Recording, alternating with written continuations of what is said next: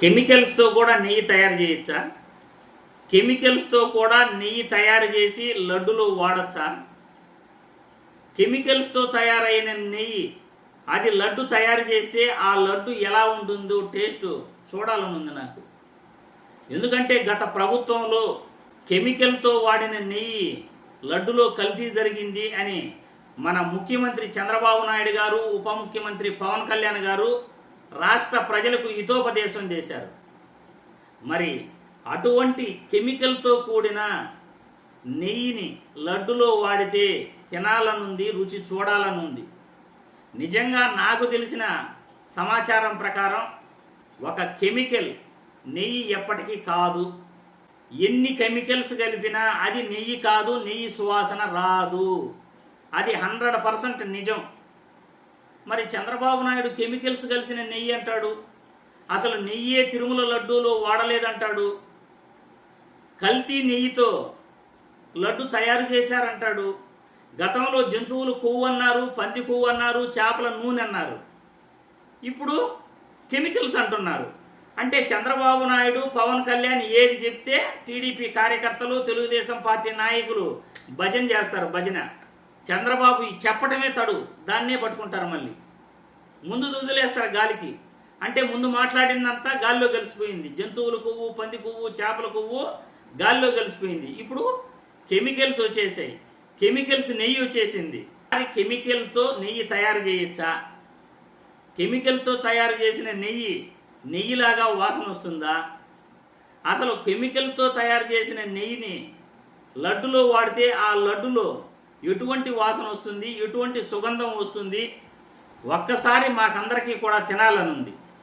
మరి చంద్రబాబు, పవన్ కళ్యాణ్ గారు అటువంటి కెమికల్తో కూడిన నెయ్యిని తయారు చేస్తే ప్రజలందరూ కూడా మీరు చెప్పేది కెమికల్స్తో నెయ్యి కూడా తయారవుతుంది, నెయ్యి కూడా కెమికల్స్తో తయారు చేయొచ్చు, దాని లడ్డూలో వాడితే ఎటువంటి సువాసన రాదు, ఎటువంటి చెడు వాసన రాదు, దుర్గంధం రాదు. కాబట్టి ప్రజలందరూ కూడా గత ప్రభుత్వంలో లడ్లు తినేశారు చాలామంది, ఎవరికి కూడా ఎటువంటి వాసన రాలేదు. చంద్రబాబు నాయుడు గారు ఇవన్నీ కూడా ఇప్పుడు ఆయన ప్రజలకి చేసి చూపించాలి. కెమికల్తో తయారు చేసిన నెయ్యిని లడ్డూలో వాడి ఆ లడ్డూలో టేస్ట్ ఎట్లుంటుందో ఇప్పుడు జనాలకి తిని చూపించాలి. అప్పుడు జనాలు నువ్వు చెప్పే మాటలు నమ్ముతారు.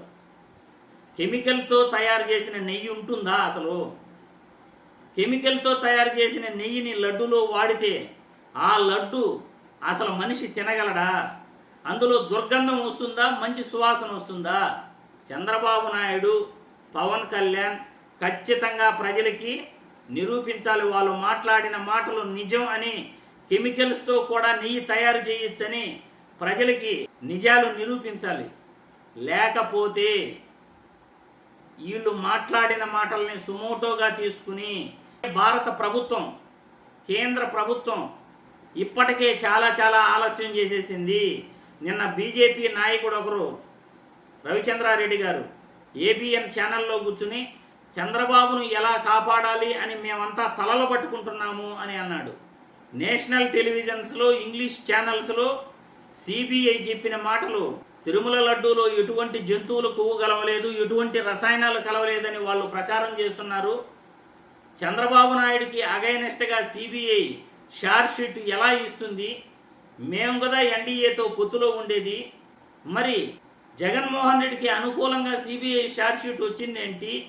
నేషనల్ లెవెల్లో ఎవరో మాయ చేశారు అన్నట్లు చంద్రబాబు నాయుడిని కాపాడడానికి మేము తలలు పట్టుకుంటున్నాం అని వాళ్ళే మాట్లాడుతున్నారు. అంటే చంద్రబాబు నాయుడు తప్పు చేశాడు అని బీజేపీ నేతలు అంటున్నారు. ఏబిఎన్ డిబేట్లో వాళ్ళందరూ కూడా అదే మాట్లాడుకుంటున్నారు. వాళ్ళ మాటలకి అర్థం అదే, చంద్రబాబు నాయుడు తప్పు చేశాడని. ఇప్పుడు ఈ కల్తీ నెయ్యి కెమికల్స్తో తయారు చేయొచ్చా? అసలు కెమికల్తో తయారు చేసిన నెయ్యిని ఎవరైనా వాడుతారా? వాడితే దుర్గంధం వస్తుందా, మంచి వాసన వస్తుందా? ప్రజలకు చంద్రబాబు, పవన్ కళ్యాణ్ నిరూపించాలి.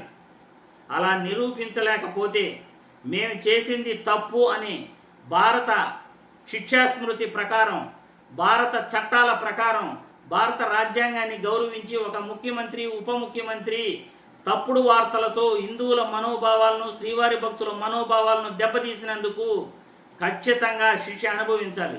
మీకు మీరే కెమికల్స్తో తయారు చేసిన లడ్డు దుర్గంధం వస్తుందా, మంచి వాసన వస్తుందా, ప్రజలందరూ ఇప్పుడు తెలుసుకోవాలనుకుంటున్నారు. ప్రజలు కూడా మీ అభిప్రాయాలని కామెంట్ల రూపంలో తెలియజేయాలని ఈ వీడియో ద్వారా కోరుతున్నాను.